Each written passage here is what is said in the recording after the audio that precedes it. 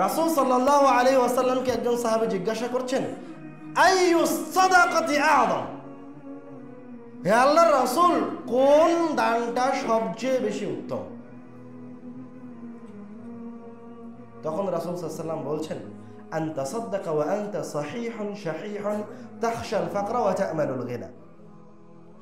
ওই সময়ের দান সবচেয়ে উত্তম, সবচেয়ে বেশি কার্যকারী যখন তোমার কোনো সমস্যা নাই। আনতা সাহিহুন, তুমি সুস্থ সবল, তাখশাল ফাকরা ওয়া তা'মালুল গিনা, তোমার কাছে 5 লক্ষ টাকা ব্যবসার জন্য জমা করে রাখা আছে, তুমি এই আশা পোষণ করছো যে তা'মালুল গিনা, এই 5 লক্ষ টাকা দিয়ে ব্যবসা করে অনেক অর্থ উপার্জন করবা, এবং তুমি এটাতে ভয় করছো তাখশাল ফাকরা, যে এখান থেকে যদি কিছু টাকা অপচয় হয়ে যায় তাহলে আমি ফকির হয়ে যাব আবার। তো তুমি যখন এই রকম অবস্থানে অবস্থান করছো, তোমার অবস্থা যখন এই রকম, তুমি সুস্থ, তোমার কাছে অর্থ সম্পদ আছে, তুমি বড়লোক হতে চাও আবার হতদরিদ্র হতে চাও না, তোমার এই সময়ের দানটা হচ্ছে সবচেয়ে উত্তম দান। সুবহানাল্লাহ।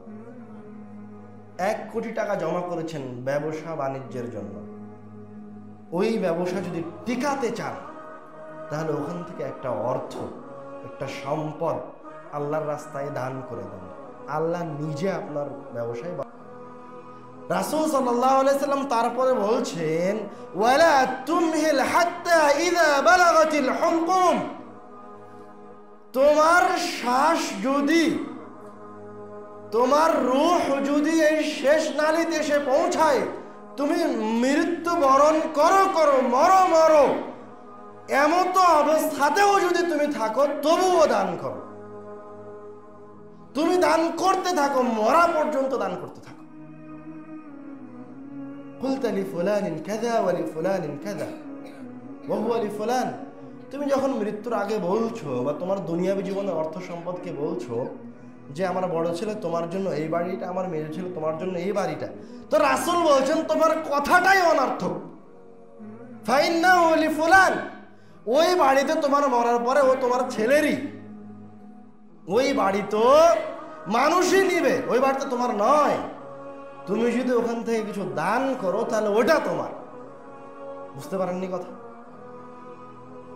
তুমি যতক্ষণ পর্যন্ত ওখান থেকে দান করনি ততক্ষণ পর্যন্ত ওই অর্থ সম্পদ, ওই বাড়ি, ওই জমি জায়গা তোমার নয়, ওটা আর একজনেরই। ওখান থেকে যেটা দান করা হয়েছে সেটা তোমার। এভাবে একাধিক হাদিসে রাসূল সাল্লাল্লাহু আলাইহি ওয়াসাল্লাম দানের ফজিলত বলেছেন, দানের গুরুত্ব বর্ণনা করেছেন, দানের প্রয়োজনীয়তা বর্ণনা করেছেন। আল্লাহ রাব্বুল আলামিন কুরআনুল কারীমের পৃষ্ঠায় পৃষ্ঠায় দানের কথা বলেছেন।